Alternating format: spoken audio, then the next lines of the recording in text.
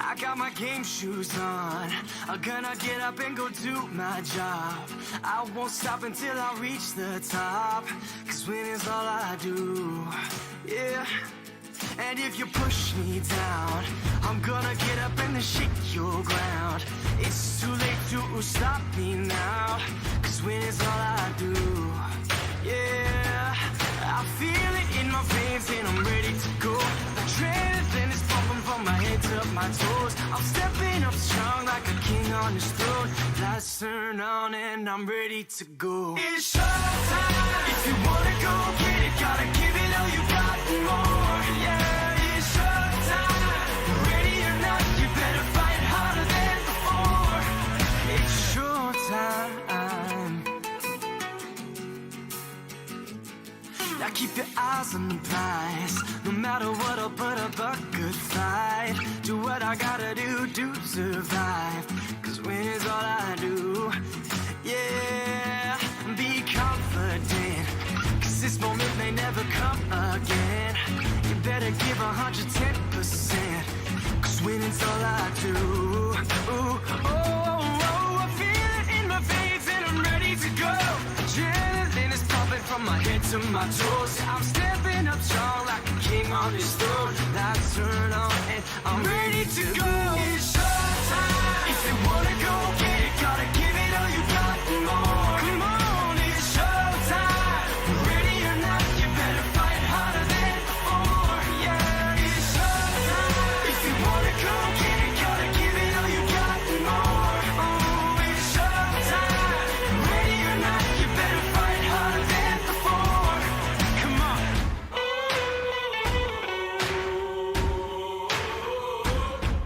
Hey.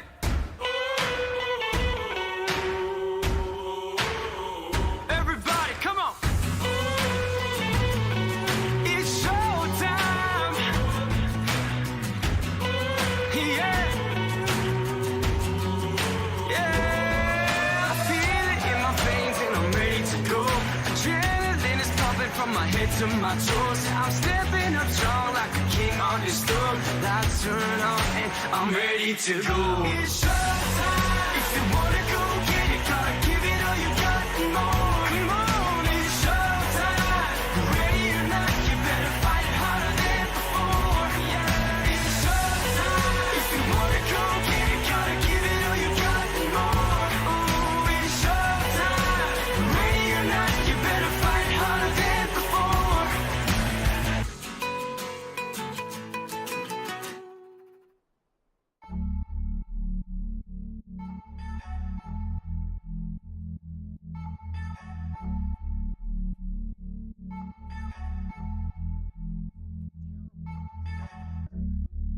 I could lose you like some loose change. Usually I like to kick it through the Luke Kane. Every night living life out of suitcase. Too many voices in my head to hear what you saying. That's why I'm swimming in this liquor like a pool day. That's why I'm flying out to Vegas on a Tuesday. Yeah, I might catch a couple L's, but I'm cool, J. You never know, just like the shoes say. A new wave, I am on, wonder where my mind is gone. Every time I write a song, I feel like I right or wrong. I keep running right in place, might as well enjoy the chase. Wish I knew back then what I know right now. So fresh, but I guess how I wanna. Made a name.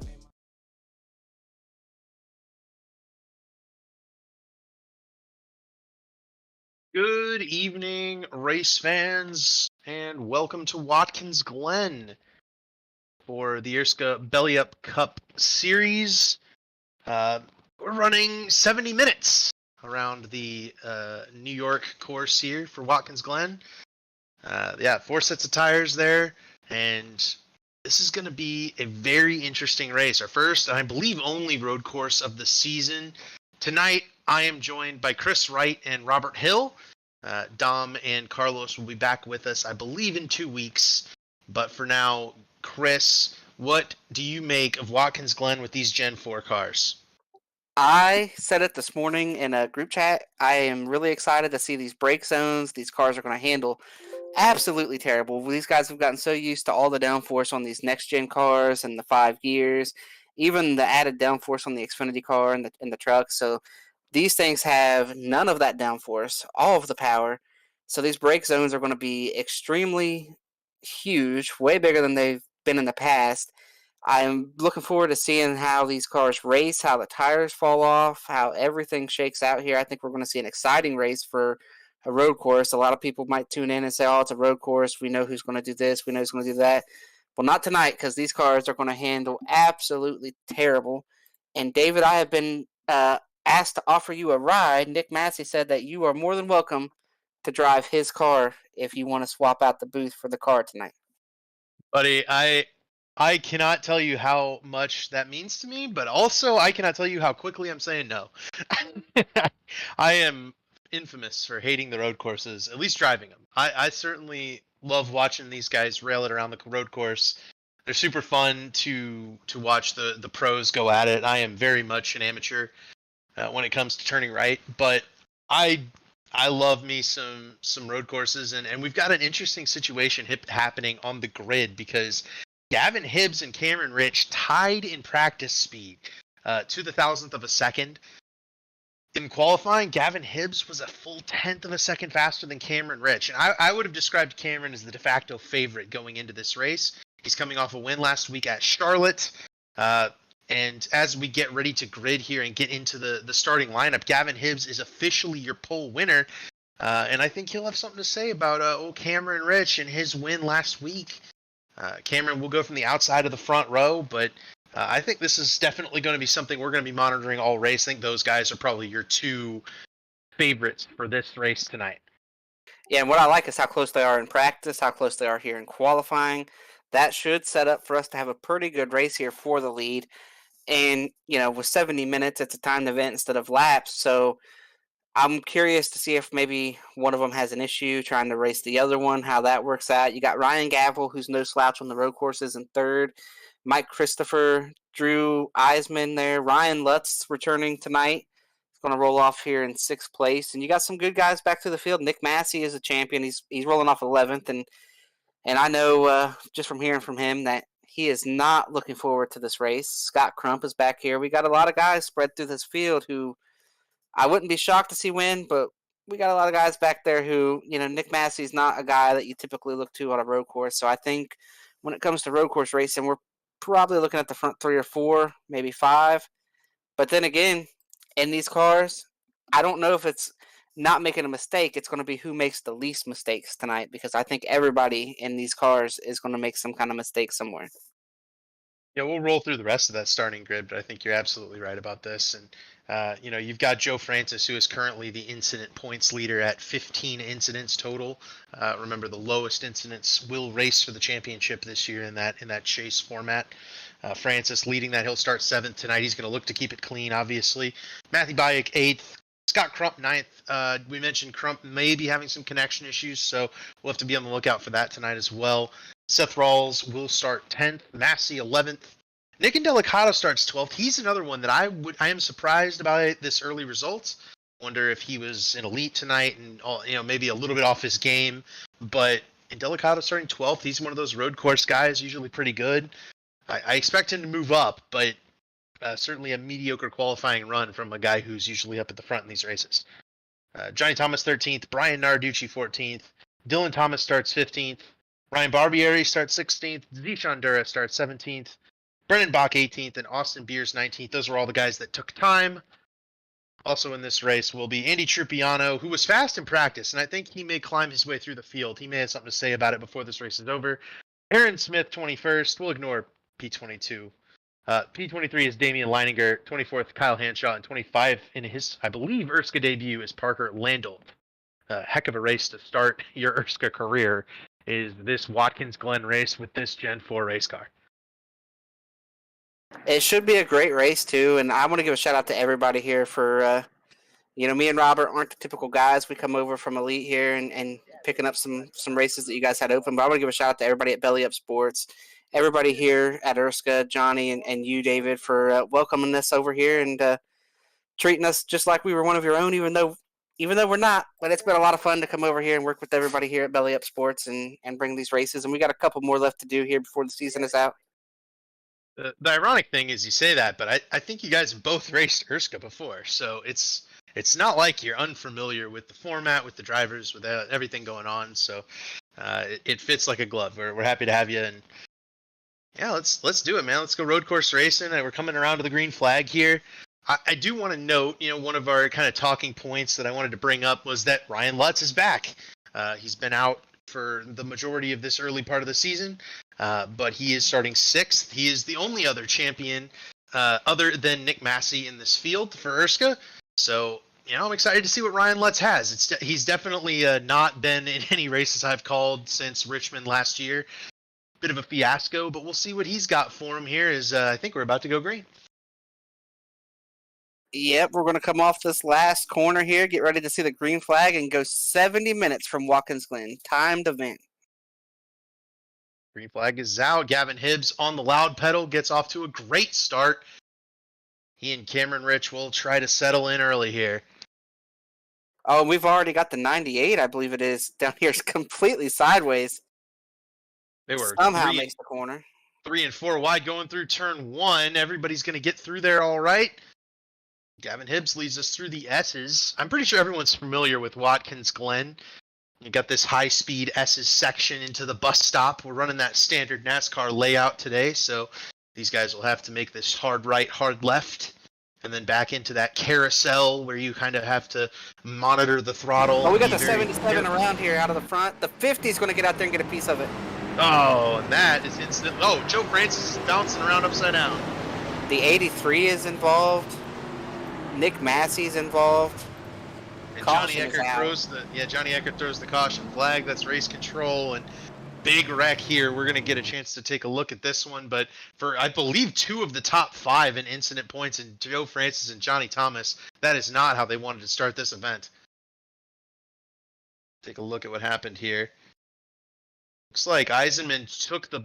Oh, is that Lutz that got into Eisenman? I think it is. Lutz took that braking zone a lot more aggressively than Eisenman did, and Joe Francis has absolutely nowhere to go. He's going to get clipped again here by Nick Massey and then Johnny Thomas, which almost flips the 50 car over.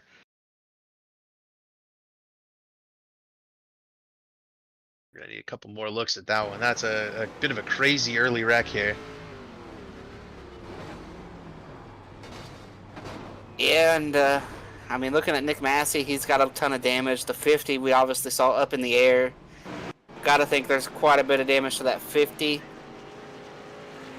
83 left front. We see about half of his left front tire there on Johnny Thomas's machine. So quite a bit of damage to all the cars involved. Man, it's interesting too. The onboard here that I think is going to be the most revealing is that of Ryan Lutz, and you look at what he saw.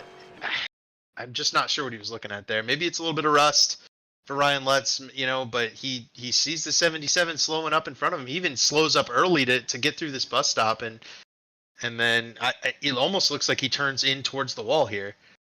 Oh yeah, he was never going to make that corner. Lutz was never going to make that corner.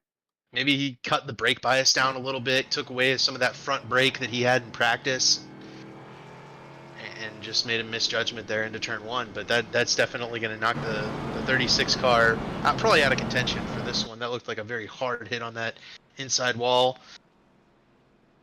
Hanshaw taking tires, or maybe not tires as well, but a pit stop. And I think everybody else has been down and out of pit road. Joe Francis is back pacing with everybody else. Well, actually, I'm not sure. Pit road might have been closed that first time.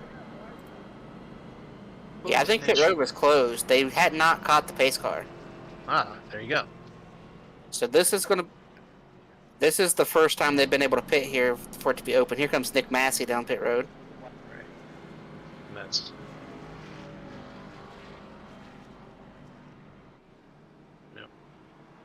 Yeah. And for Eisenman, that's a guy who's been rather vocal about respect, in these races, and I don't know that he did anything wrong necessarily, and we know Ryan Lutz is obviously a pretty aggressive driver. That definitely didn't look like an intentional incident or anything, but just a mistake from a guy who maybe hasn't been around of late. And by a guy who doesn't usually make very many mistakes like that.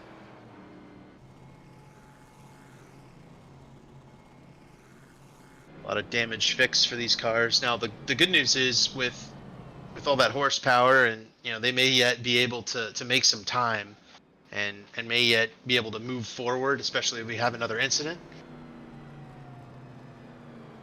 But definitely, you hate to go see ahead. that early. You hate to see a lot of guys get taken out early from the mid-pack area, and that's a lot of those guys right there that were in that wreck were guys who were going to soldier through the night. Those were guys who were going to try to just survive and hope to stay in the top 10. So it's really unfortunate that those guys were the ones who paid the price here.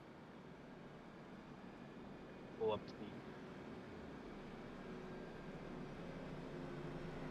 the point standings just to double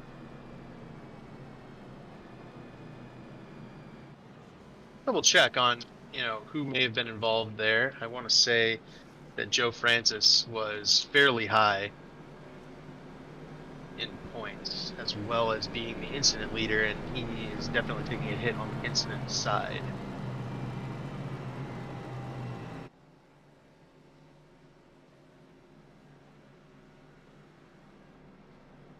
We should get one to go this time as well. Yeah. By the way, a point summary while we have a moment to kind of reset, re-rack, line everything up. Austin Beers is currently your points leader.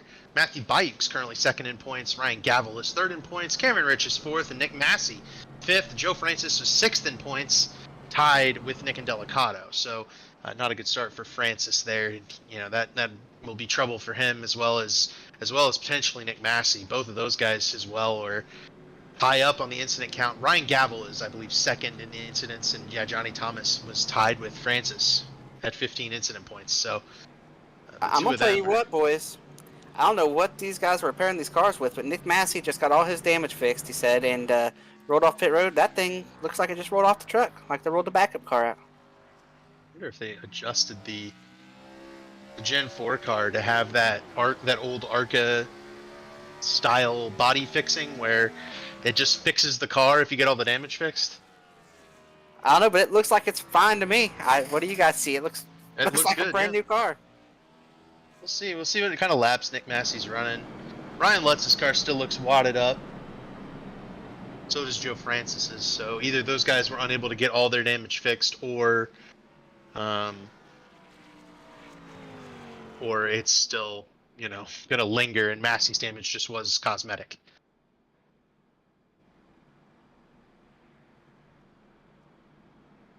Certainly hope so for Massey. I just asked him. He said it feels fine, but he said he's not quick enough to really tell if any damage hurt him or not anyway. Well, there you go. Re-rack it as we get ready to go back green here. Gavin Hibbs is the race leader. Cameron Rich is second, right where they started. Mike Christopher took third from Ryan Gavel before the caution flew. Matthew Bayuk's up to fifth. Scott Crump is up to sixth. Seth Rawls is seventh. Nick and Delicato is eighth. Brian Narducci is ninth, and Ryan Barbieri is 10th. And points leader Austin Beers is up to 11th.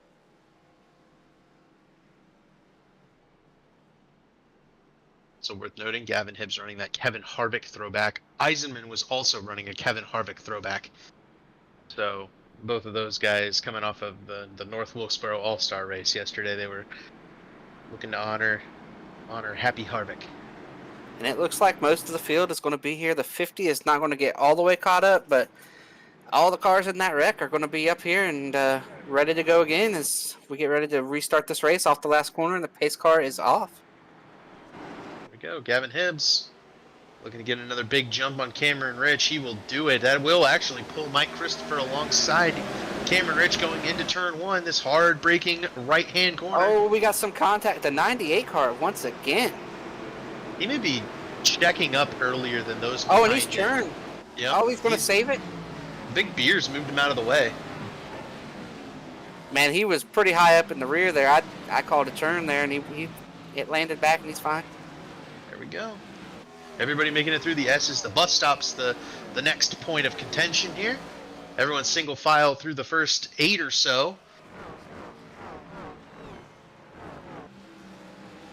Good so Here far. we go, down into the bus stop. Made it. Get some laps in. Yeah, and we are, I believe we are under an hour at this point, too. We've 13 and a half minutes in, 14 minutes in. We're coming up on an hour remaining. It's 40 seconds. Oh, we got the 70 and beers There- here bouncing off each other down here in the turn 10.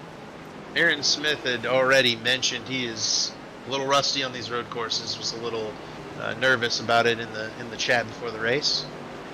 First lap that was under green was led by Gavin Hibbs. Cameron Rich, though, right on his tail. He has not gotten away from that 17 car. And I imagine that, based on Cameron Rich's typical long run pace, I bet that 17 car will excel as the tires burn on this run. But we'll see what Gavin has. I don't think we've called a race with Gavin, a road course race with Gavin Hibbs there, and he's certainly looking very quick right now. First jump. Yeah, and what I'm seeing here too is the 70 and the 19 are still side by side. They're kind of trading that spot twice a lap, it looks like. It's good hard racing. To this point, Now the 70's moving on up. He said, I've got the 19. I'm going to see that 19. I'm going to try to go get me another one here. I believe he is working on Ryan Barbieri there at that 15 car. Bus stop. Hibbs sideways out of turn 7. Cameron Rich is all over the back bumper of him for the race lead right here. Oh, we got the 25 around right here in the short chute. Ooh, Between 10 and 11. Big damage for Seth Rawls. We'll get a replay as soon as this battle for the lead ends, because Cameron Rich is about to take it away from Hibbs. And that 25 is Hibbs done. That thing is towed out big time.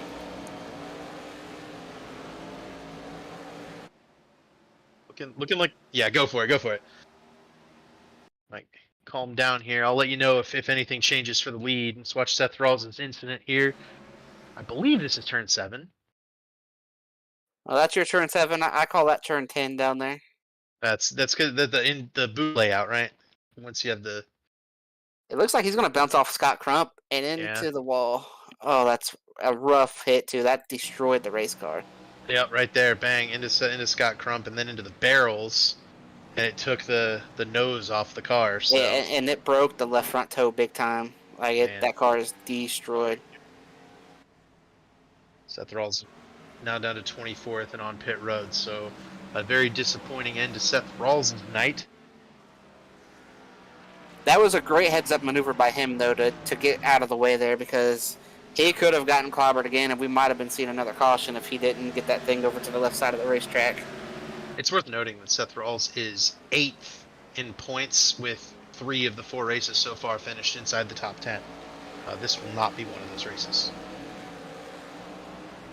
You writing him off already? Is that what's happening right there? I am going to go ahead and do that, given that this race is only 57 more minutes, and that car is going to have some damage to be fixed. And he's going to go a lap down here pretty quick. Yeah, it's you hate to see it, but it could have been worse. Could have been more cars involved. We're pretty lucky to get away from that with just a 1-car incident. But like I said in the pre-race, these cars are sliding all over this racetrack, so it's just about limiting your mistakes and making them in a corner where you can get away with them. Right there on the exit of that corner is not a great place. Down into the entry, you could probably overdrive it, spin out there in all that paved area and be okay. Same with turn 1, but you just can't afford a mistake right there on the exit down into 11. You really can't afford a mistake in the S's with the wall so tight on either side. If you get too out of shape in the S's and you start to wreck there, you're in to hit some things. Yeah, absolutely right. Andy Trupiano's our biggest mover so far. He just took 8th from Dylan Thomas, up from the 20th starting position. Right behind him is the second biggest mover. That's Aaron Smith. He's in 10th from 21st. And I do have a message to pass along from Do Good there. All the Volkswagens are not here tonight. They said they had trouble with their haulers, couldn't get them up here to Watkins Glen. They should be back next week. I think that is a conscious decision to avoid the road course from Goody. I don't know if Gerald maybe not, but Goody for sure. We had Rawls. If Rawls is watching, Rawls, come back in the infield care center, and we'll pull you up here in a sec. Taking a look at this line of cars, though, this is about, I don't know, 11th to... Oh, we got contact right there, the 98 and the... we're going to wreck. 98 is wrecked. Narducci and Beers ran into each other multiple times. Once on that restart, Narducci all F4'd. He's done for the day. And I don't think here this one was on Beers at all. Narducci got out of shape on that last exit, and Beers started to come to his outside, and that was it. Turned him around.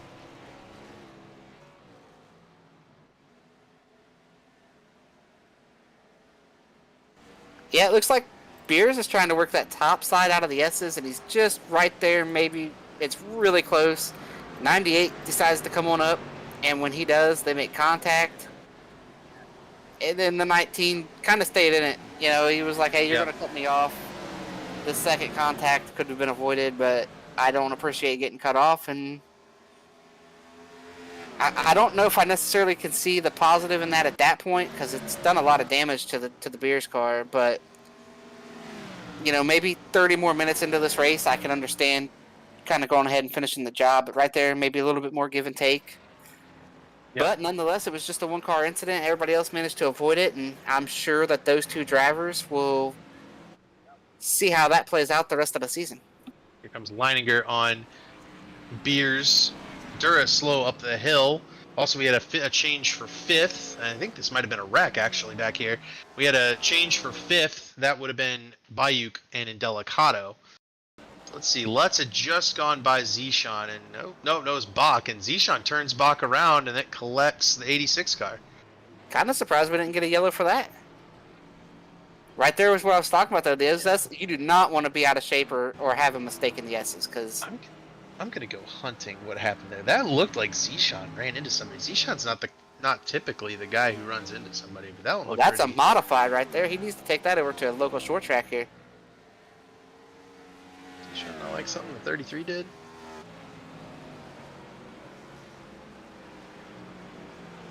As right now, while he is hunting, we've got this great battle here for that 11th to 15th range again, 16th in there. Everybody from Barbieri down to Nick Massey running right here in this line, just waiting to see what happens.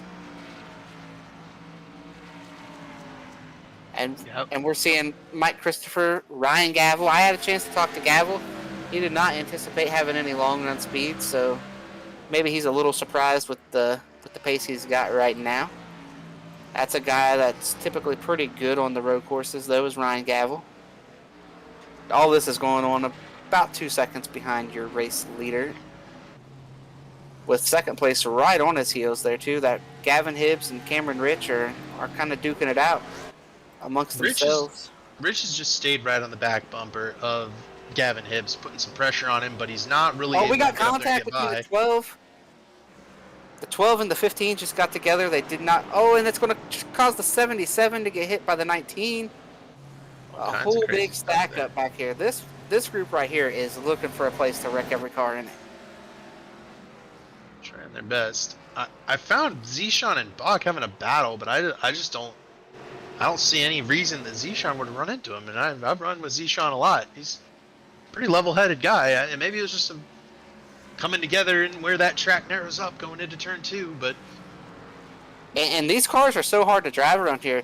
It could be as simple as, you know, you're just trying to drive it, and some of these things look worse than what they are. You know, we've kind of had that, you know, over the past, at certain racetracks and certain race cars where it looks like one thing, but it's just, you know, these guys are just putting so much effort into driving the car that sometimes a mistake that happens looks like, you know, maybe he took a swing at him or took a shot at him, and that's not what happened. It's just they're that hard to drive, and so the mistakes make them look that much, for lack of a better word, you know, that much dumber on a move. Like, you're like, why did he do something stupid like that? And then you talk to the driver, and he's like, hey, look, man, I was this way. I had this wheel on it. I was focusing on this. I didn't even see it. You know, there's a lot of different things that could be going on when a car is this hard to drive. It's funny. I think that's exactly what happened, kind of looking back at that incident. 33 car just got, I think he's wrecked it again, but Bach was trying to pass Zishan and had to slow up more than Zishan did, because Zishan was on the outside entering turn 1 there, and that's like the preferred lane. He was trying to slow up to go from the inside to the outside, and he came right across the 10's front bumper, and I think the 10 was trying to let him go. I don't think he was trying to press the issue or anything, but wound up being a pretty severe wreck, and we've had a bunch more contact already, and it does seem to be a bit of a survival race. We got the 15 spinning coming out of the S's. Ryan Lutz is going to be involved. He's going to come up and catch Nick Massey. I think Massey's okay. I think he just got some slight contact. And Lutz goes ahead and tows it. A miserable night for Lutz coming back. Oh, we've got the 86 around once again. Here it is modified. Lot of carnage right now. Oh man, did you see that? 15 clipped the grass and took Lutz with him. That was 3 whole ERSCA championships right here in this wreck, right there. Bang. Hell of a save by Nick Massey though, man, to keep control of that car on the grass.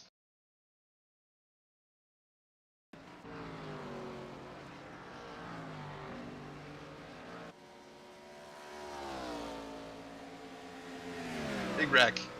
But the lead has stayed exactly the same. Cameron Rich has been about 2/10 behind Gavin Hibbs for the entirety of the first, let's see how many laps we've done.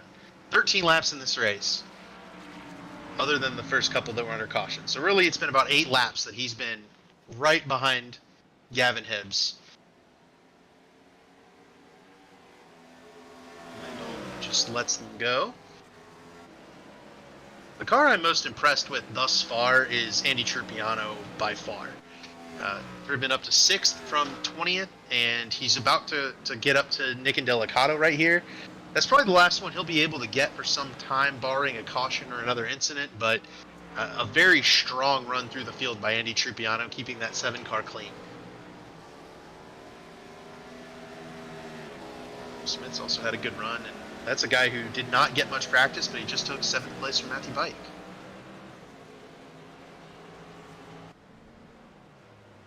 Oh, and there goes Bach again into the outside wall. This track is wreaking havoc on this field. Already a number of issues, and I'm certain we're going to come up on some needs for some pit stops here. This could be a short pit strategy by Damien. I certainly think that. Oh, we've got our leader, Gavin Hibbs just missed the carousel. That'll give the lead to Cameron Rich. He got away with it though. He didn't hit anything. Little mistake. Yep. And right there, that's how you want to have a mistake. You don't want to have a mistake that gets you a bunch of damage. Right there is how you want to do it. Yep. But what you don't want to do is lose the lead to that guy.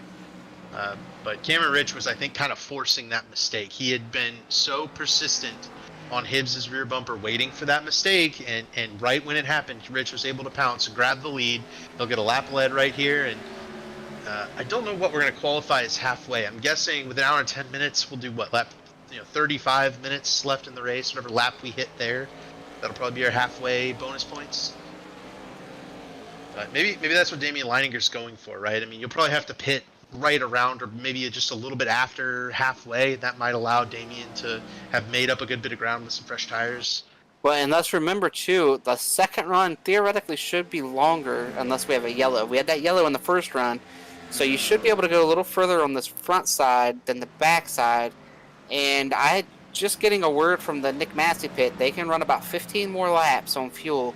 Yep. He is looking at maybe trying to stretch it as far as he can and trying to one-stop it instead of two-stop. Interesting. So Leininger and Barbieri, they're going for the two-stop strategy. Massey and maybe these leaders are looking to one-stop it. And I think that's the move if you can grab that track position. Battle ongoing for 3rd as well as 6th. So 2 different battles up here in the top 10. That's Trupiano and Aaron Smith back for 6th. Christopher Jr. and Gavel for 3rd. And I'm being told we are now led by a duck. I'm told that Cameron is a duck. You guys got any word on that there? I will say Cameron Rich's wife watches every broadcast. She is extremely supportive of her husband, and yeah, she's an avid supporter of ERSCA. We've seen her in here in the chat all the time. She'll always appreciate her supporting the league and supporting her driver, and he's making you look good right now. He's doing a great job.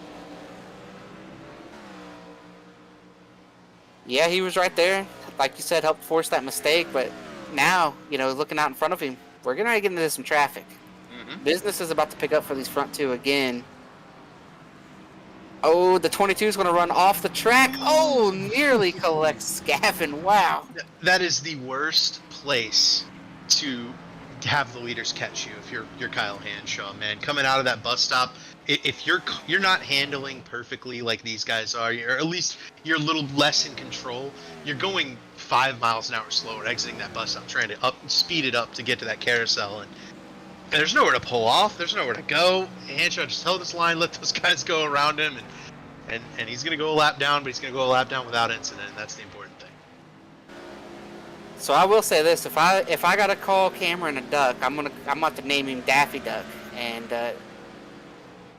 Daffy was pretty lucky to get a break there in the traffic that it slowed up Gavin there. Yep. But there's a couple more cars. One being Johnny Thomas. I don't anticipate having too much trouble with him. But then again, it's a road course. You can be in the way by accident. Yep. You can cause an issue by accident. Exactly. And Johnny's got a bunch of damage. I don't know. You know, they didn't. Johnny's pulling Nick off Massey right must have all the repair guys on his car because a lot of these guys still have quite a bit of damage. Yep. Rich able to clear Johnny with no problem. Now up on Zishan Dura. See if Gavin Hibbs can maybe take advantage of Rich being, for having to go around Dura potentially in an off angle. No, Dura's going to let him by. He's probably going to let Hibbs by as well. Yeah, just a whole lot of I'm just trying to survive at this point kind of maneuvers. So got 45 minutes left in this race, so a lot of laps yet to go. A lot of racing. And we've got a lot of fall off here as well. Cameron's fastest lap was a 12.6 there on lap 6 right here. He's running mid to high 14s. 14.7, a 14.8, he had a 14. So we've got about 2 seconds of fall off here after 19, we'll say 20 laps. About 2 seconds of fall off after 20 laps. So very, very good to see a lot of tire fall off. So that tells me these cars are also losing grip as they go. Bowles finally coming off pit road after several laps of repair. 11 laps for Seth Rawls of repairs after that incident earlier. He's going out to try to pick up spots on Narducci and Ryan Lutz, who are both out of the race. When you're 8th in points, you need every point you can get.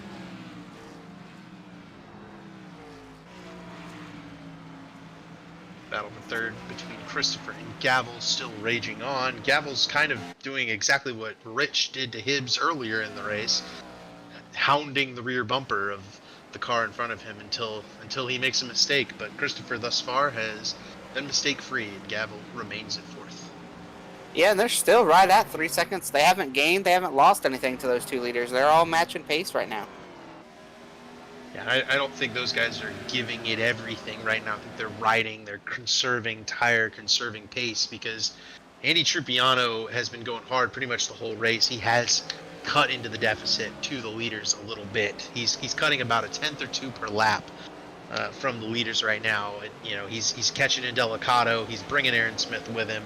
Those guys are running really hard, but will the tire wear, cause them to slow up here soon?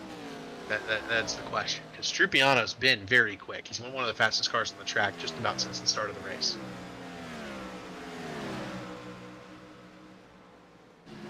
Yeah, it's kind of strung out. We've got cars all around this great facility at this point. And a bunch of battles, too. Yeah, lots of good battles, lots of good racing. Lots of cars, though, are driving pretty sideways. Which like to see. Oh, no, there's Gavin Hibbs in the wall. Oh, this is not good. And he's stuck. Yeah.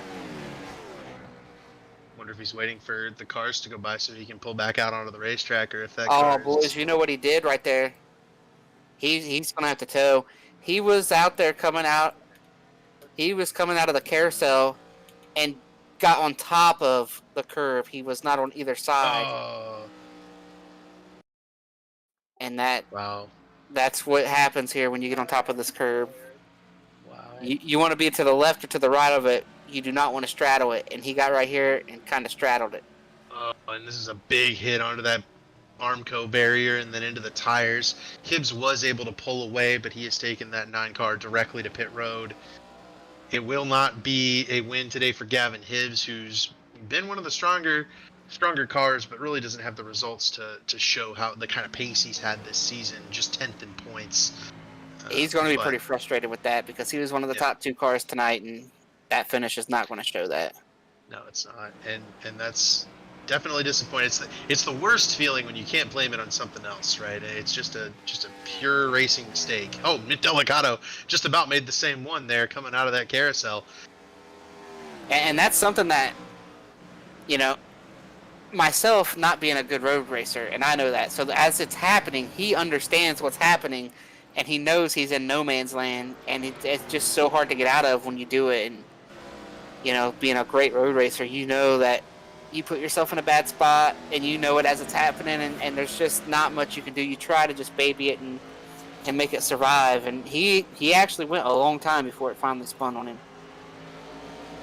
And, we noticed the incident earlier as well, the one that Rich took the lead on. Hibbs had not been perfect in this race, and he's in the infield care center right now. Let's pull him up because definitely a disappointing result of this one. So, Gavin, it's David in the TV booth. You got me? Yeah, I gotcha. Yeah, take us through that incident, man, and we're definitely disappointed because it looked like you had a really good car. Yeah, I don't know. To be honest, I don't know what happened. I've ran that same line for the last like 15 laps. You know, never had an issue with it until there. Just it really sucks. Had a really great car to win this race and made a mistake going into the bus stop about 10 laps to go. That gave Cameron the lead, and just it's disappointing.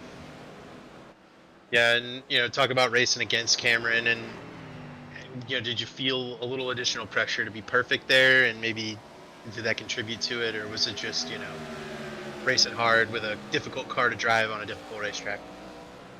I think, in my opinion, it's a little bit of both. I mean, just Cameron was consistently within 3-4 tenths behind me, and just trying to hit my marks the whole way, and also with the difficult car, just breaking into the bus stop, it was a little loose for me that time. It just made the situation worse.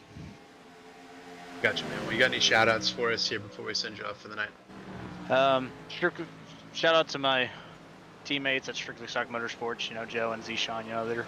They're still running. Joe got involved in lap 1, and Zishan's been having a rough go of it, but I mean, I'm gonna root for them the rest of the way. Well, I got a question for you, Gavin. Here we got the 70 car. He's pretty hurt. He's gonna crab walk this thing back to pit road. He hit the wall there on entry to bus stop and bounced off of it, and then hit the wall on the exit of the bus stop. That car is going to need a fixed up toe there, I believe. But talk me through the race tonight, Gavin. How hard is it to drive these cars? I was very interested to watch tonight and see this car go around here with the lack of downforce on it.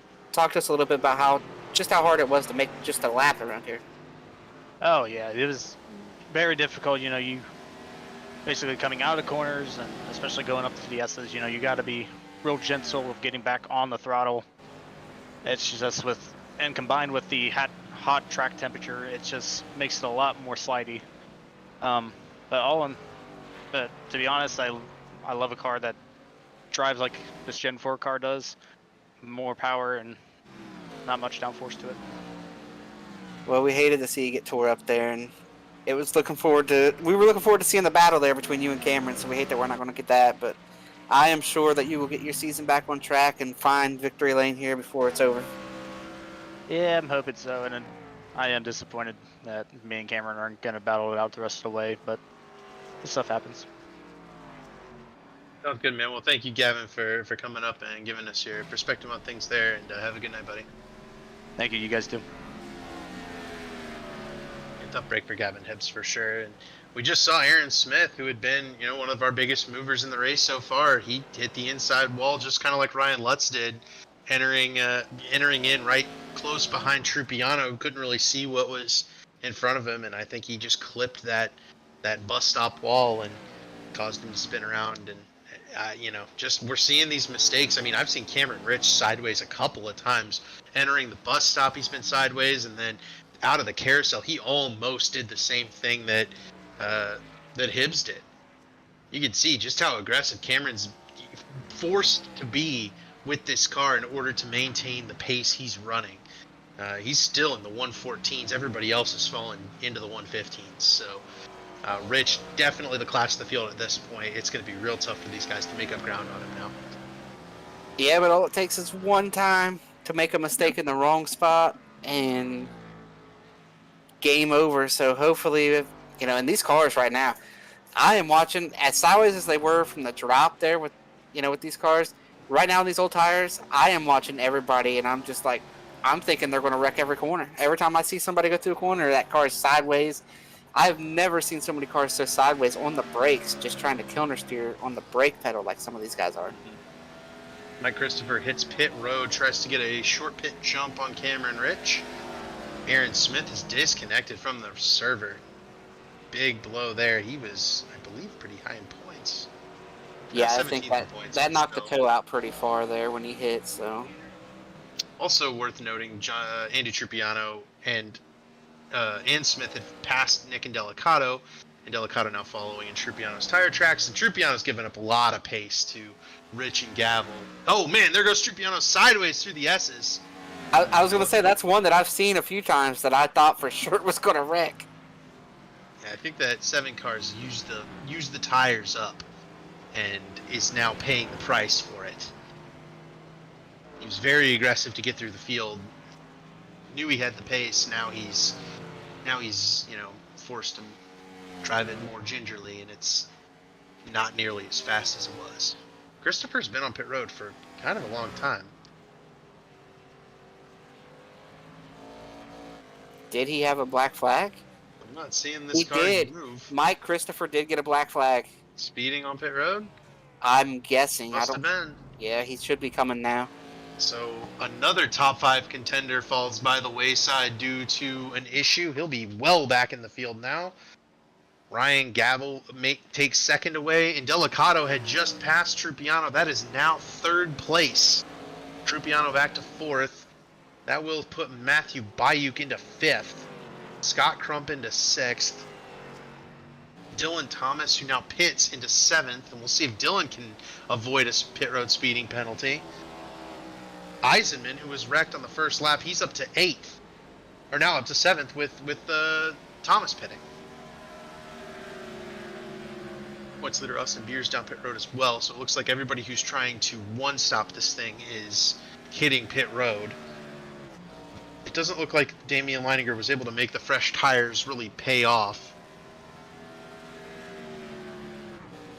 Yeah, and that's so hard to do when a car doesn't drive good, because when you're pushing harder, it doesn't always translate to speed.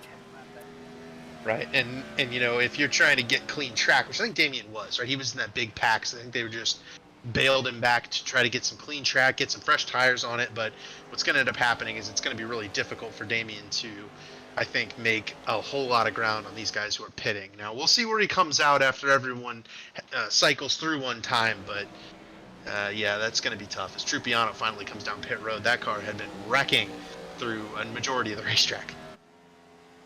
Yeah, and one thing I'm interested to see is, as you know, David, I'm not sure if our viewers know here, but we are pretty close to getting rain on the sim. I think with the lack of grip these guys have now, imagine putting some rain out here and having these guys drive on a wet racetrack. As a road course aficionado myself, I absolutely cannot wait for all of that. And if you can't tell the sarcasm in my voice to do it, now I'll call it. I can't. That's what I was gonna say. I can't wait to see it from right here, where we are. I will not be participating. Cameron Rich, Ryan Gavel still out there, but Rich has opened up 12 seconds on Ryan Gavel thus far, and I think Gavel's got some damage on the right front of that 0-1 as well. He's falling into the clutches of Nick and Delicato. Yeah, and I think Gavel's gonna pit right here. Here's Cameron Rich. Let's see if Gavel's coming down pit road as well. That will not turn the lead over to Nick and Delicato. He's also coming down pit road. Looks like he's okay. I think the line is down towards the boxes. Bayuk also headed to pit road. Yeah, so far so good on the pit stops. Nobody's got any penalties so far on this group of guys that's in pit road. And Mike Christopher, obviously. Crump may have had a bit of an issue entering the penultimate corner. Trupiano's not going to beat Cameron Rich, by the way, off pit road. He's the first pitter. Oh, man, Crump might have gotten away with that, actually. All things considered. Hit the grass, touched the right rear to the wall. got in the gravel, slowed it down, was able to get to pit road the next lap. Pretty good job for for Scott Crump. And Cameron Rich is up in the S's right now. Trupiano just exited turn 1, so I think he'll have gained a pretty significant chunk, but not enough overall.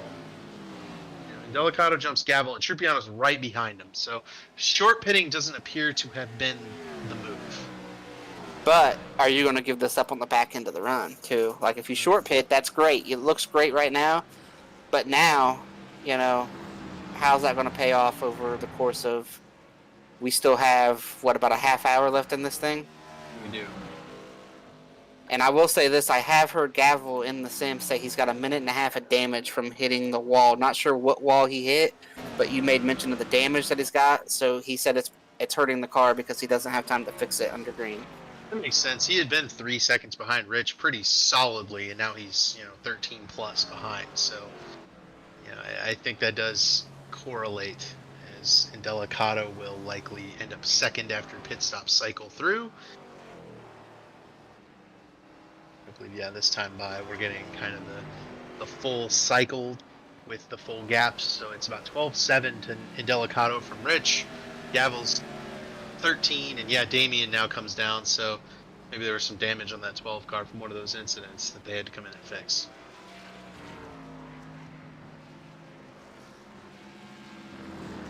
So as it sits right now, old Daffy Duck, he's ran and hide.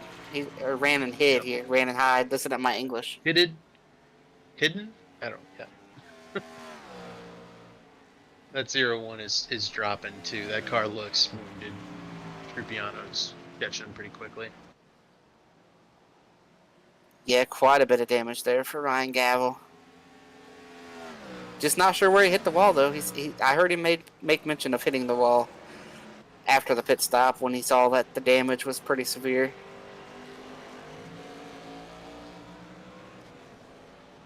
That 7 car, he's got new life like you talked about. He got himself some tires.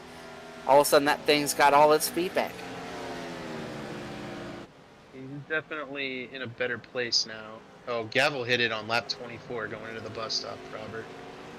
Did exactly what some of these other guys have done. Just clipped the wall.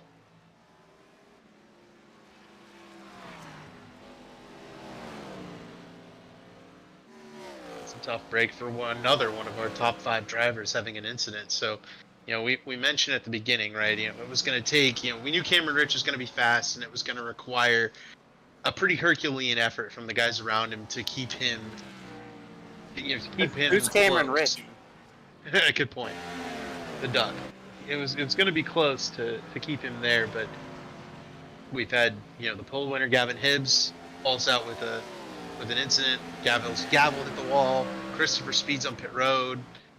Just a lot of self-inflicted errors by our top 5 that make it kind of difficult. As Trupiano tried to run the top and Gavel cut across his nose. Yeah, Gavel is putting up a fight here, and I don't. That 7, man, that nose looks pretty big, and got a little kick out on it. And I think Andy's about ready to use it. Yeah, got that Pontiac nose. The thing's always got a little more length, even though the cars are all the same body technically. It just looks like it. Yeah, it's all the same. Here we go. He's going to run right up on the 01 again. You can tell that 7 car is just much faster than Gavel at this point, but it's just... Oh, both of them loose on the curb. Wow. Incredible stuff. Here they come. Let's see if Trupiano can keep it out of that wall that Gavel Gavel's not going to give it to him. Does keep it out of the wall, but... Oh, man. Loose is that 7 car. He's going to have to back up and make another charge back at the 0-1. Nick Indelicato has driven away from this battle and has actually caught Cameron Rich by a couple of seconds, though I think Cameron's just saving his stuff right now. He knows there's a big gap. Why bother pushing my car? That's exactly right. There's no reason to push. But right now, who is pushing are those two. The 7 and that 01 are trying. Gavel is putting up one heck of a fight right now. And Gavel's got to love what he's seeing, because he's trying to force that 7 car to burn off the rear tires, force him to kind of even up the pace of those two machines so that Gavel can hold him off without having that big disadvantage on the flat out parts of this racetrack. Yeah, but I mean, I got to think Gavel's having to outbreak him into these zones too. Gavel's got to be pushing. I mean, I think they're destroying 8 tires right here, not just 4. I think you're right, and you'll note the pace is much different. Nick Delicato is putting together some really good laps and has driven way away from this group. These two were fighting it out, and they are falling back a lot more. Both of them just touching the grass a little bit at different points there. That's what we love about road do not course. want to throw away a top 4 either. Like at somebody, this is where they might need a spotter or a crew chief in their ear saying, "Listen, you can pass this guy. This is probably the only guy you're going to pass. You know, be patient.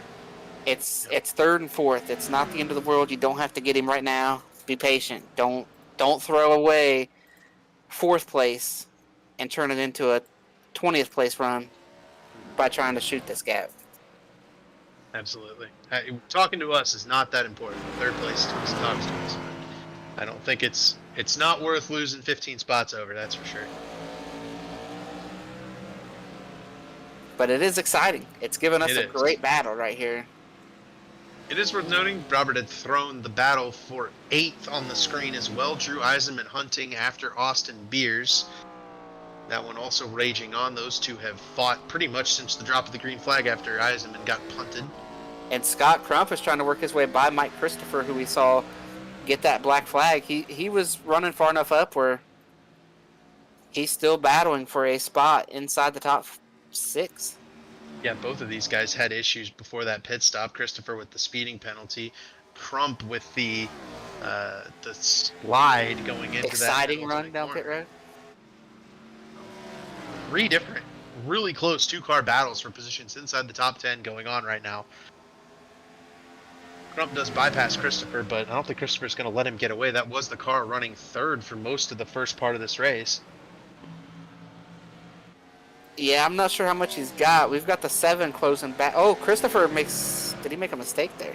I think he just got loose. I think what happened is that 82 car pit a good deal before these guys, a couple of laps even before. So I think he's got a little bit older tires on top of that, and short pitting only works if you are able to cut that. We got one in the down. wall coming up the S's. I believe it's a lapper, but this could Brennan create Bach, a maybe? problem. Yeah, it is. Yeah, Brennan Gavel got offline because he saw that guy over there on the wall. Now we got this battle Side for by 3rd side. is on. Johnny Thomas Down is right into in the front of bus it too. stop. Nobody's giving it. Gavel's sideways on the brakes. The 7's Oh! sideways. Gavel's through the grass. The 7's There. offline. There. And we're still side by side. I think it's going to be Trupiano finally. Gavel's They- going to cross him over right here. Watch this. Watch this maneuver that Gavel's about to try to make happen. They've done a really good Oh, got but he clips loose. the grass. Clipped the grass and got loose. They did everything but bang doors, but they kept it clean, man. That was a really good battle for a long time there that ends with, I think, the faster car going by. I think the damage on that 0-1 is just enough that it's negatively affecting his race right here, his race pace, and it was slowing up the 7. That's the hardest pass he'll make all year, too, right there. Mm-hmm. Here's another one. 77-19. 19's the points leader. He's trying to hold on to everything he can get. 77 car looks to be a little bit faster right now, though. And Nick Massey's waiting in the wings to try to take away whatever he can from the remnants of this battle. Oh, Scott Crump and the 82 are wrecked here. Oh, the lapper Oh! just wrecked Crump and the 82. And Eisenman got into... Oh, it was Landl. And Eisenman just got by Beers, but Eisenman checked up for the wreck, and Beers spun him out. Into Massey! Well, this was wild. And that was why maybe we do need the caution, but oh man, Landol's trying to keep it on the apron. See what happens here, because my goodness, this has gone oh, look at that. He got loose and overcorrected it and takes out Crump and Christopher. Wow. I almost wonder if, like, the way that he was racing Crump, it appeared there was some frustration there. Really? There, He all the turned way it through back that left? back half, all the way through that back left, or the back of the course there, he did not let the 8 go, and then kind of blocked him down in the 10 and 11, gave him the outside, and Eisenman just cut the bus stop too, dude. I think he's going after old 19. What is going on with this race? yeah, I'm not sure what's happened, but I believe they have lost control. 19 car way ahead of this. So I don't know if Eisenman will be able to catch him at any point. He'd probably better served if you were going to try to do something to go back behind. And yeah, 77 is going to come down pit road. But yeah, Beers, they came off the corner. Beers was tucked so close up behind Eisenman, he definitely couldn't see what was in front of him. Eisenman saw the 8 car crossing the track in front of him and hit the brakes. Yeah, see, at that point there that you were just looking at on the replay, I just don't know what. Oh, these guys had contact leading. Yeah, they were running into each other. So I wonder if Eisenman's thinking this is an on-purpose move, but it's not. Watch Beers come off the corner. Eisenman stops. Beers is right behind him. He's expecting to drive down the straightaway, but there's a car stop there. Yeah, and I just, man, that was kind of surprised we didn't get a caution for that. Yeah, I think that Johnny expected it to clear, right? You know, or really I expected nothing. Then the 8 cars on the inside, the 86 is on the outside, and with a ton of damage, probably expecting a tow. Then the 86 tries to drive it off the grass and cuts in front of the whole field and ends up stopping in front of the 77 and gets the 48 involved for nothing. Yeah, just very interesting the way all that just shook out there, and that was something else. Feel bad for Christopher too. Absolute innocent bystander. Same for Eisenman. Same for Nick Massey. Christopher's done. Retires the 82 car. He's back on pit road too, is Christopher. No, and he's left. He's gone. 11th in Did he points. wreck again? Because he No, was back rolling in 7th. He had pitted and just left it. Dunzo. It's very, very wild event here. It's good news for Ryan Barbieri, who was behind Christopher in points. Same for Leininger, same for Thomas, same for Hanshaw. Same for Crump.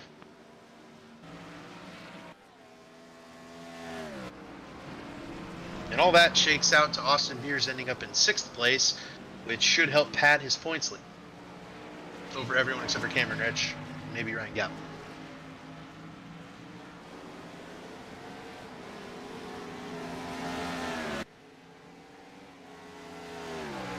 Trupiano's going through the grass, man. He's trying to reel in that 1 car, but it is not working.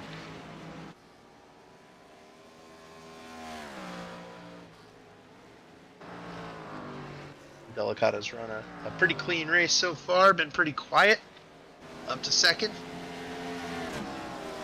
They're all chasing Cameron Rich, who is in another class once again, 2nd week in a row.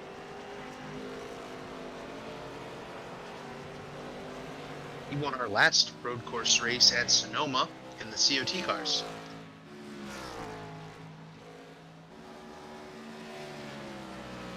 This guy is just really, really good at driving these high horsepower cars, left and right.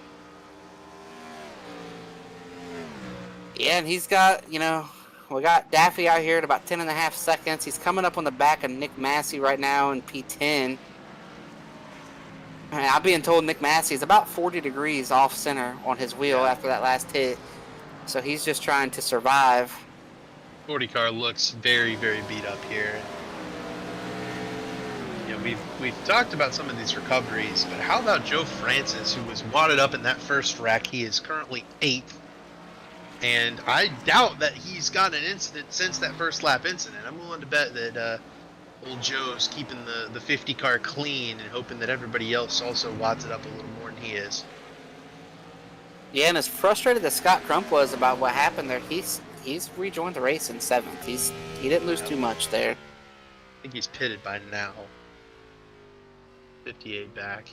No, maybe not. That car's still. Yeah, I think that it's kind of kept rolling. Nick asked for my opinion on what he should do, and I told him, if he keeps rolling, he's probably not going to finish worse than about 10th or 11th.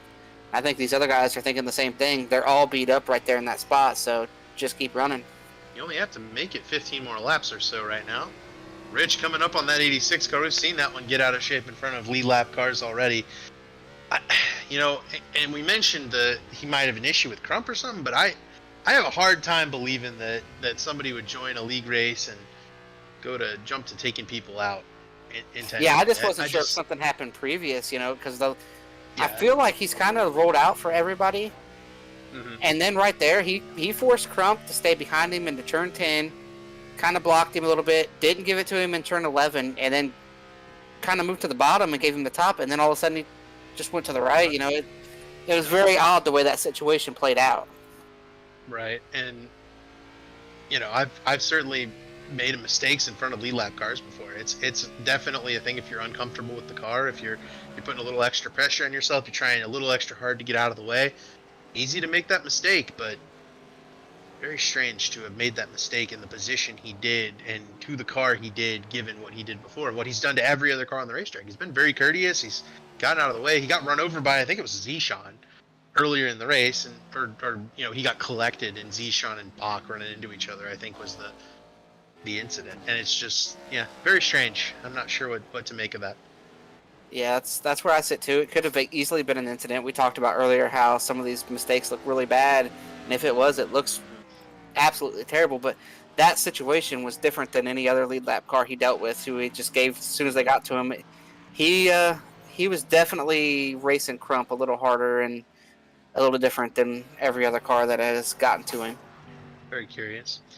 Promoting Ryan Barbieri disconnected. I'm willing to bet the 15 car has bounced off the wall once again. That will give a spot to Johnny Thomas and Kyle Hanshaw. So a couple more guys grabbing a couple extra points. Barbieri 13th in points. He'll lose some ground this week. Yeah, and we are down to just 9 cars on the lead lap, and Damien's not very far out in front of our leader, Daffy Duck, right now. He is just a couple seconds. And Damien's run a very clean race, and that's all Damien's looking for, given his start to the season.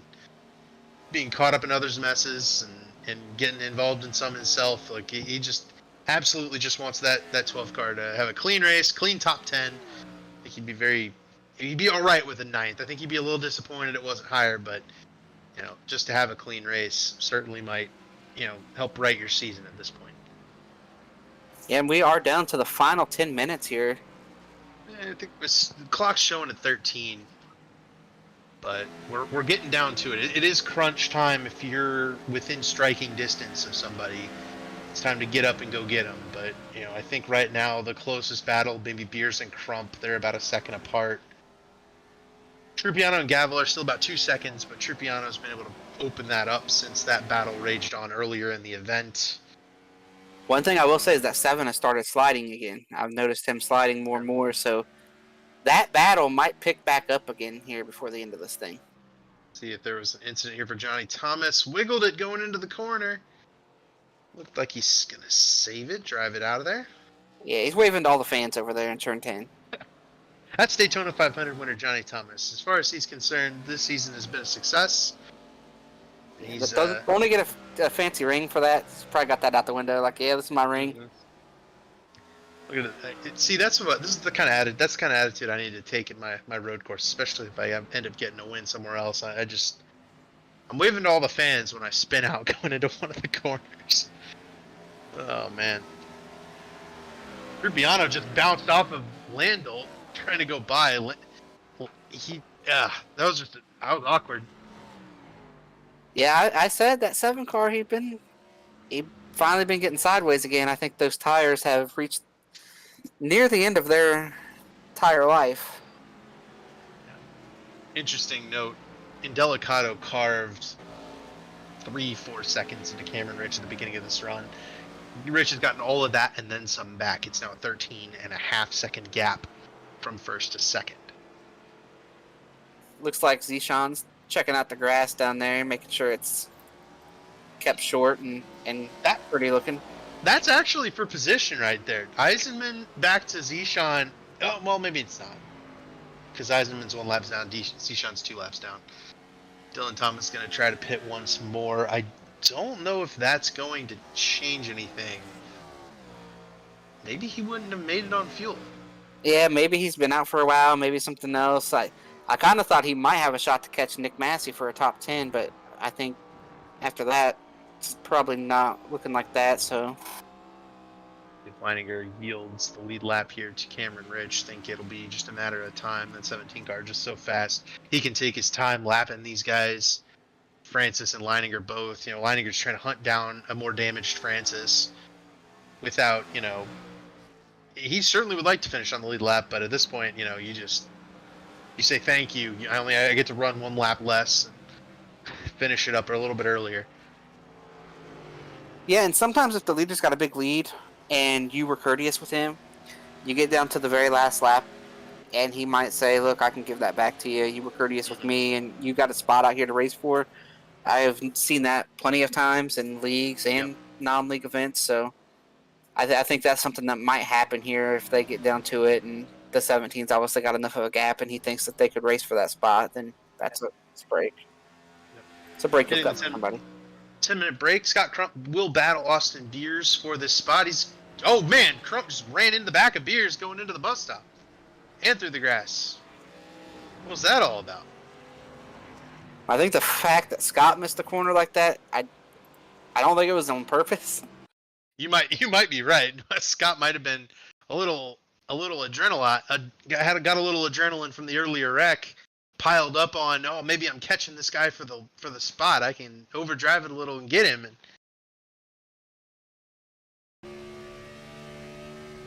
let's see.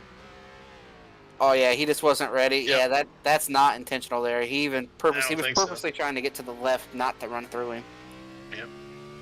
Ended up good control by Crump to keep that from turning Beers' head on into the Armco that's sticking out right there as he entered the bus stop. And Beers might be pretty frustrated about that, but when he looks back at that replay, he will see that Crump could have ended his race right there. That could have been the end of Beers, and Crump was doing all he could to not have that happen. Leininger does get by Francis there, so move the 12 car to P8.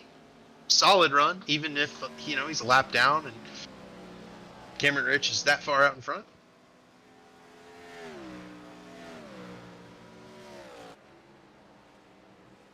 I think that 12 car's following.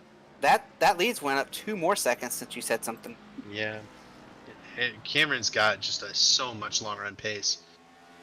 It's rather impressive, and that was kind of the story going in, right? Is Cameron Rich has been so good.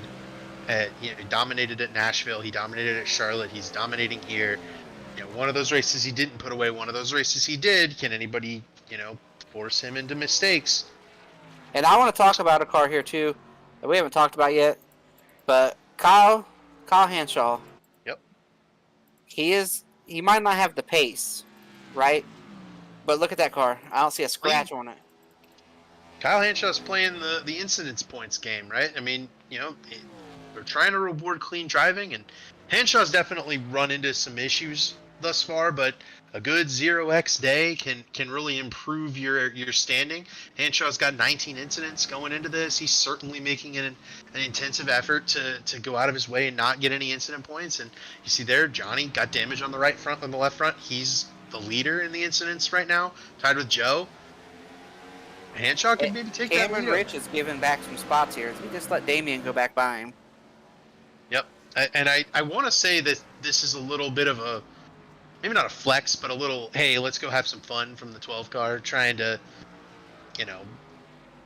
prove he could have run up in the front if the circumstances were different. They're not too far behind that next group. And so I think what this is, too, is Cameron saying, look, I'm going to cut you this break. Go around me. You get a chance to race for 6th. And maybe later in the season, you'll get that back. Maybe Damian cuts him a break later. Like, work with me instead of against me here. And when I need a break later, you know what I mean? Little give and take, a little co-opetition out there. I like it. The old DW line. My one note on that, though, is also Damian was hanging with Cameron just a little bit. And Cameron hadn't had anybody on his tail bumper the whole race. Maybe he was just more comfortable being able to see that 12 car out in front of him. They blew away from Joe Francis. I think it's a comfort thing for Cameron where he can react better to what Damien does versus, seeing what we saw from these two a few laps ago where Scott missed a corner and barreled into into Beers and almost ran him into the Armco. Maybe Cameron just a little more comfortable with keeping that car in front of him where he can see it.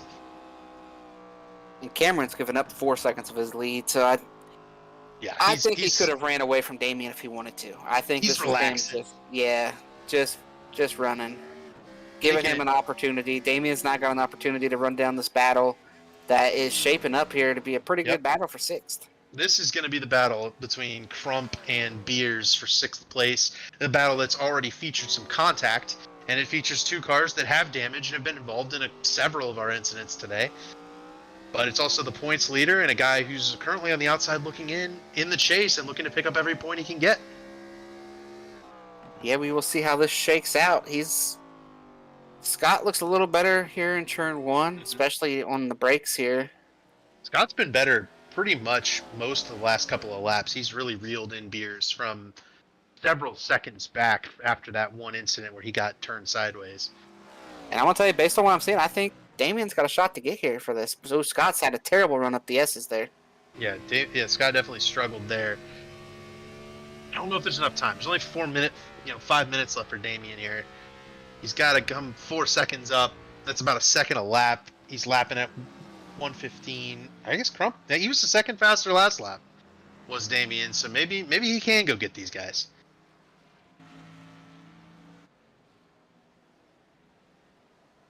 How about while they're not yet battling, how about old Matthew Bayuk, P5? We didn't make any picks today. I would have probably just picked Bayuk anyway for the fun. But P5, not a mark on that 29 car. He has kept it clean all day. He's been very consistently. Crump into the back of the 19. Oh my goodness! Of And the course. 25 is wrecked into the 1.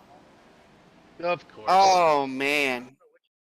So that was an intentional bump then. Before. What's Crump out of Beers about? That's the question. Got to him and then just sent him. Not even close.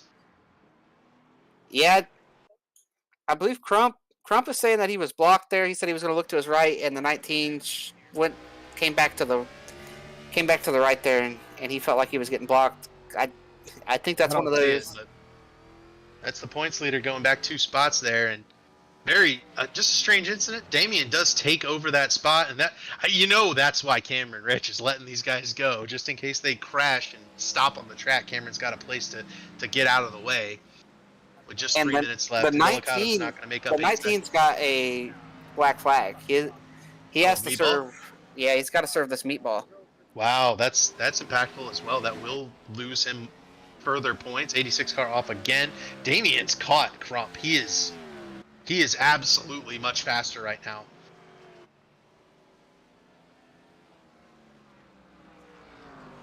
So Damien's going to pick 6th up here. I don't see it going any other way. 12 car with I'm going to tell you this, gas is very close right now. Very close for these guys. I think that's what's happening. Wow. Because they went to pit right at halfway on the time, but the time did not account for the laps they saved from the caution flag. Right? The time, they saved gas. They were able to go farther. And then they pitted at halfway. Yeah, this could go down to the wire. Yeah, we figured he's just relaxing though, he doesn't have to push it, and he can save fuel that way. He's got plenty of time. 2 minutes left. That means probably 2 laps to go really. Rich is coming around, so yeah, it'll be 2 laps to go for Cameron Rich. Here, Leininger versus Crump's probably the closest battle on track. That's for 6th.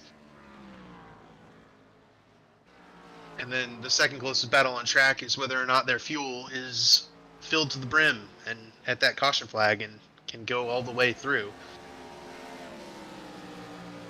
Yeah, the fuel stuff here is going to be pretty interesting at the end of this race.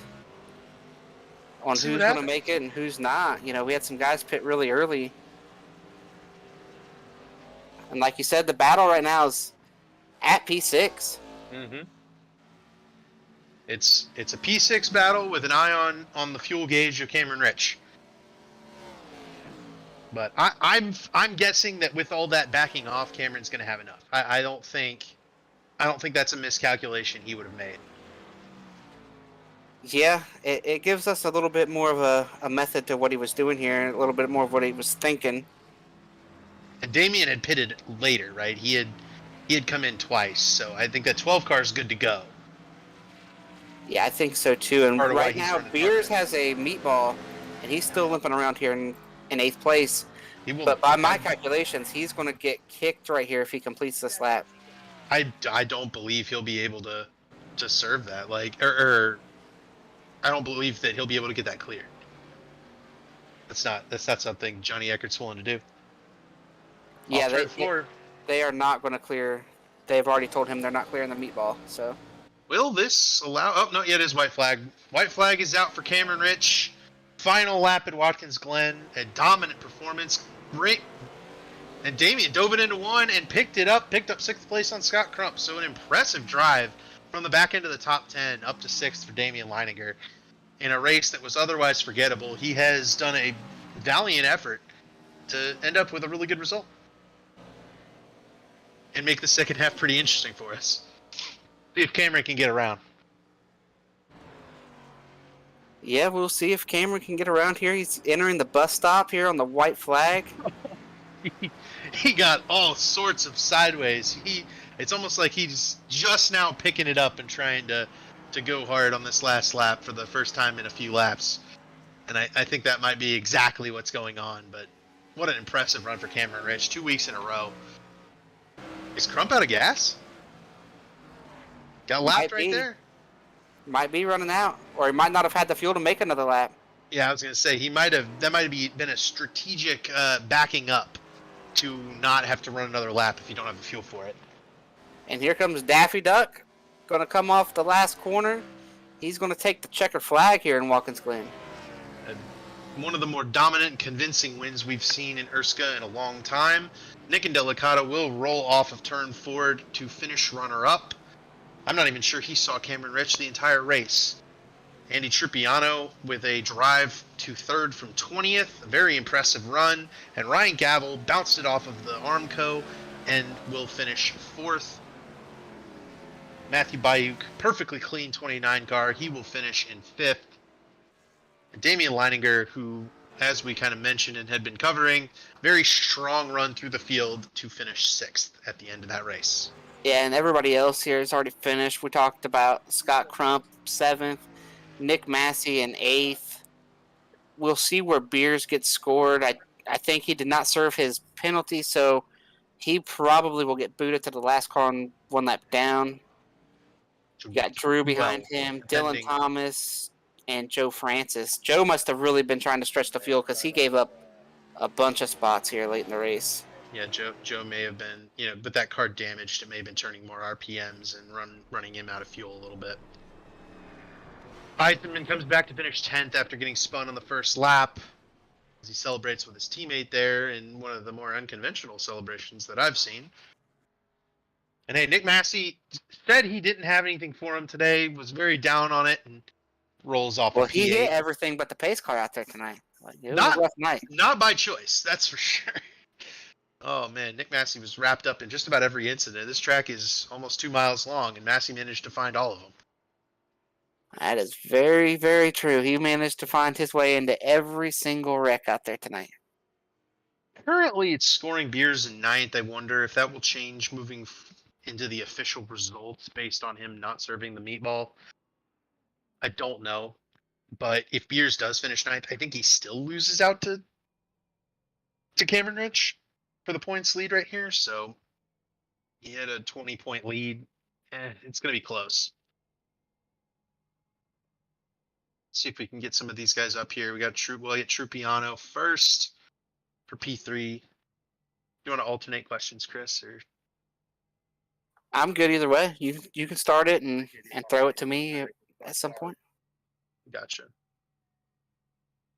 Let's grab Trupiano. Take him to the waiting room.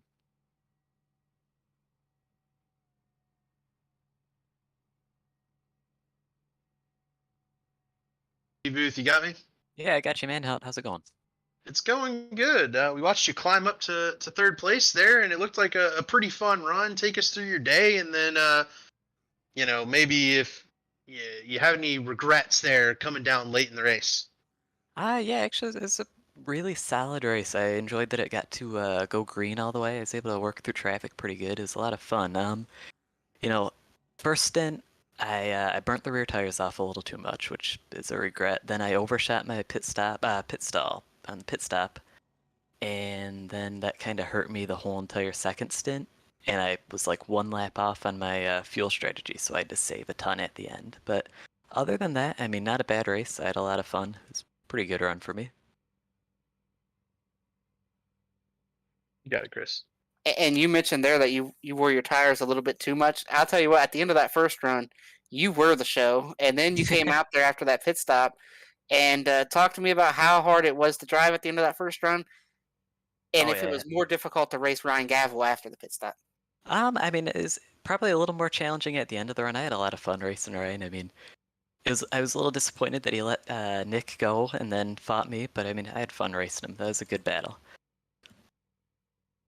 And Andy, you with that climb, were you ever nervous there with encountering a number of those incidents? I don't know if you actually saw some of them. I think some of them might have happened in your mirror, but especially that first lap, how'd you dodge that one? You know what? Honestly, it just all worked its way around me. I mean, I just went right on through. I didn't really have to make many changes. It was a little scary on the start, rolling off 20th, but I was able to work my way through it. All right, well, with that, Andy, you got any shout outs for us here before we send you off? And are you going to get a sponsor for that 7 car? I don't know. We'll have to see. But so yeah, no real sponsors. But shout out to you guys for running the broadcast and everybody at ERSCA. I mean, other than that, I'm set. All right, everyone, you heard him. Sponsor the 7. Put some logos on the 7 cars. Finished third tonight. Got lots of TV time running sideways up the S's. So Yeah, sounds go like there. a deal. All Thanks, right. guys. Take it easy. Andy Trupiano P3 tonight. Let's grab the second place on the podium, Nick and Delicato. Nick, it's David in the booth. You got me? Yes, sir. P2 tonight, man, but you were pretty quiet all night. Kind of uncharacteristically from you. Take us through your night, and were you close on fuel there at the end? Yeah, I think coming across the line, maybe had 0.6 left, so we were all really close. Honestly, that was I don't know. It just really wasn't that entertaining from the driver's seat, other than the start. But I knew Cam was going to be really fast. I knew Gavin was really fast. Trupiano, I was around him the whole time, and honestly, I went out there to try not to make mistakes because I knew, if you made one mistake with this car, you're done for. So, didn't really push it. Didn't really want to try to get up on it too much. But top 5 was the goal, and second is really worth it. Yeah, you mentioned some of those guys who were really fast, but you were quietly fast, like David said. You had a quiet night. What more did you need to be able to go up there and run with Cameron? Yeah, I don't know. For me, I feel like if I'm behind somebody, I can definitely learn. I started, I think it was 12th, and then was 8th after the first wreck we had. So maybe being behind him initially and seeing what he was doing, but he's just, when I watch him, he's a lot smoother than I am, and he's really, really good. So, I mean, I wouldn't say there was much I could do, but overall, I mean, 11 seconds back, I was kind of just okay with that. And it's not like it was 30 seconds back. So, I mean, I gave it the best I could without making mistakes. Yeah, Nick, and take us through that first lap, like you said, kind of the more exciting lap with the big wreck. How'd you snake your way through? And I think you were behind it, so what'd you see? Yeah, no, I saw smoke, and I'm pretty sure somebody either missed it or just pulled off through the grass in the bus stop. And when you see that, you got a line of cars in front of you too, so you can't see too much. And then I think somebody else spun to the right and then came back across and unluckily killed I think Massey, or hit Massey. Didn't really kill him, but gave him pretty good damage. So I kind of just escaped with with luck there. There wasn't too much skill involved, but yeah, the starts are always entertaining at Watkins Glen. Honestly, I think this is my worst road course. I don't really enjoy it that much. I can't seem to figure it out. But I mean, top 5, it'll help in the points for sure. All right, man. Well, you got any shout outs for us here before we send you off? Yeah, shout out to our team, Shift Esports. I mean, a really good night. I think that's a triple top 5 for us. And then we had Seth back there. He had a mistake and he was fast too. But shout out to our team. Every week we put together good races, and our goal is to get good finishes. So we did that this week. Shout out to Fantasy Thrills Football for hopping on board. The orange and blue makes a perfect fit for the Belly Up Sports sponsor that we have here. And overall, Seth Rawls, who races with us, does make the paint schemes for Shift Esports. And if you need a paint scheme, hit him up. He'll get one made for you. And thank you guys for broadcasting. Awesome, man. Well, congratulations on the second, and have a good night. Yeah, sir, you too. Nick and Delicato, our P2 finisher. Let's grab race winner Cameron Rich. So, Cameron, David in the booth. You got me? Hey, yes. Yeah, the duck, according to your wife in the chat. But you had maybe one competitor tonight, and he ran into the wall. So, I guess take us through your race, even though it seems like it was pretty straightforward on your end, just some sheer domination. Yeah, well, first run there, I was kind of hanging behind Gavin, and I wasn't gonna try to make my move, but then I started to go, and then he started to go as well and matched my lap times. So definitely had a bit of competition there, and then I don't know what the hell happened here. Maybe y'all can shed some light here, but I guess I hit the inside wall in the chicane. I followed Gavin in, I think, at one lap because I hit something. And he hit something too, and then my car was tweaked a little bit to the right the rest of the race. It wasn't completely straight. Definitely, I guess I had followed him into that wall or something, but I was able to get around him, and a couple laps later, he just lost it off the carousel there. But that first caution we have actually kind of made it straightforward there because it made it to where we could kind of split the race halfway on fuel. Originally, we were going to be like 3 laps short, I think, or 4 laps short, something like that. So kind of glad that first caution did come out. So it made it. I had 11 seconds to play with there on that second run to the end. So I tried to save as much fuel as I could, just while not like. Or I didn't really try to save as much as I could. I tried to save every now and again just because I wanted to have like an extra lap or 2 in my pocket, just in case a caution come out. We had like a green light checker or something. But yeah, I don't know what Nick was doing. He might have been saving a little bit of fuel too, or whatever. But just tried to use that gap to my advantage and keep the pace going, not run into the wall again because Jesus Christ. But yeah, it was pretty fun. Just keep the tires on it. I mean, driving these cars is all about keeping the tires on it. They have way too much horsepower and way too little tire. So you can go really fast around the track, but it's going to be for like a lap, and then your tires are going to be screaming for dear life. So it was kind of all about managing that, not going too fast, but also like keeping up a decent speed. And glad I was able to do that tonight. I think that was max points too. So I know after last week that was a big boost in the points. So hopefully that's going to bode us well going into Michigan. Well, all right, Daffy. When you let the 12 go back around you there, I believe it's the 12, Damian Leininger, was that because you were saving some fuel, or was that because you were letting him race for 6? Because he ultimately went up and got 6th place, and some things transpired up there with some cars and some more wrecks that he might not have gotten to the ability to do if you didn't let him go there. Is that what that was? Was that just you letting him go being a nice guy, hoping to get that break later, or were you saving some fuel?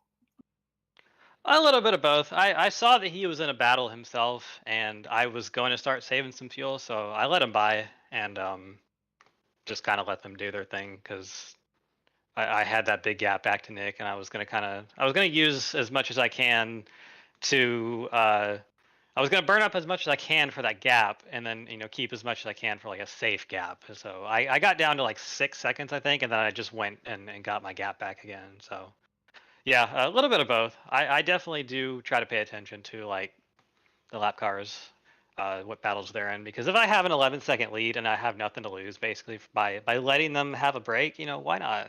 That's I feel like what I should be doing.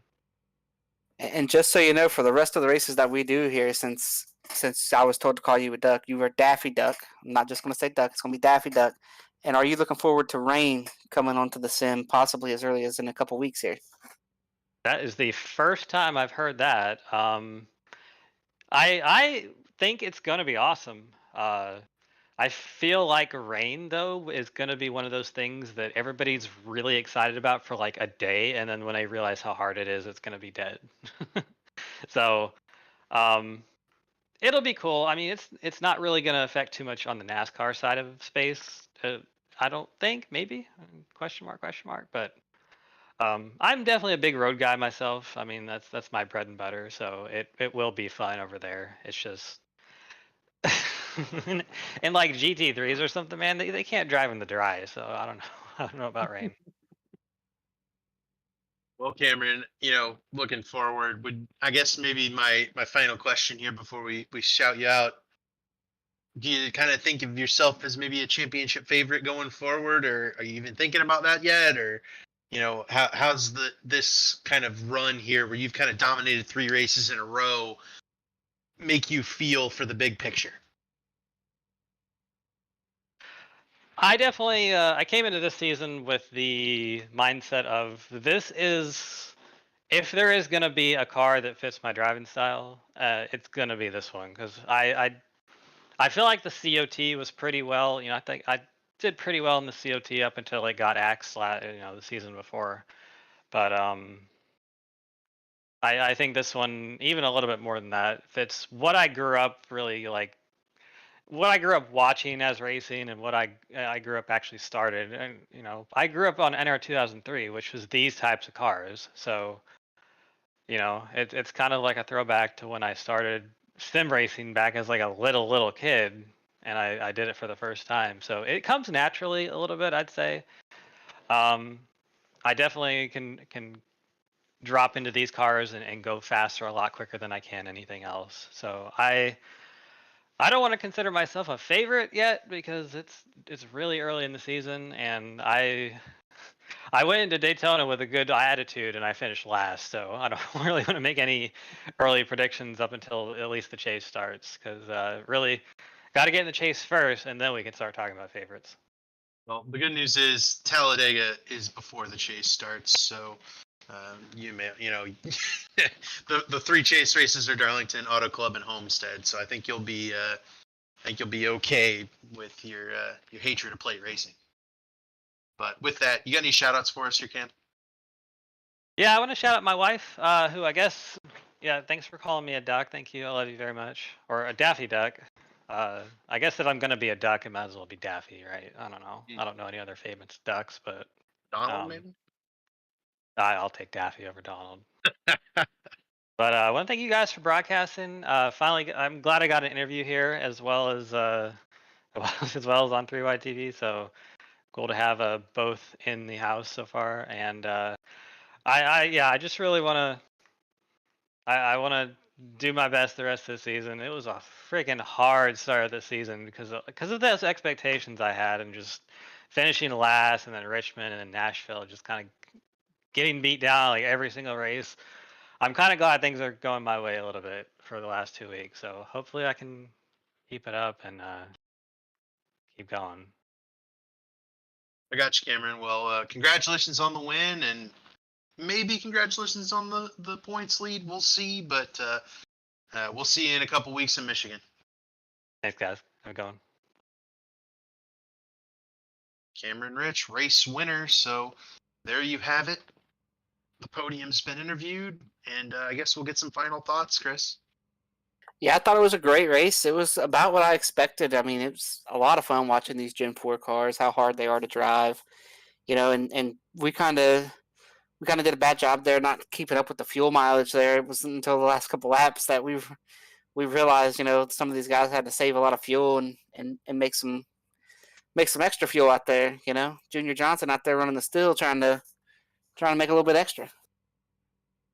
Yeah, I mean, I'll never blame the broadcasters on iRacing. It's not like we have a Larry Mack who can go run the numbers, run the calculations. But ultimately, a good race for sure. A deserving win for Cameron Rich. A little bit surprised with a lot of payback, and I wonder if that'll bleed over. Maybe not into Michigan, but maybe some of the future races as well. You know, we saw a bunch of those guys bouncing off each other. So we got Bristol in a couple of weeks. I Yeah, think I'm that not one sure might be what in my next place. race is, but I hope it bleeds over into that one. I want to see Yep. the excitement continue when I'm back up here with you. With that, this has been Belly Up Sports TV for Robert Hill, Chris Wright, and David Westergreen. We will see you guys in 2 weeks at Michigan. Have a good night.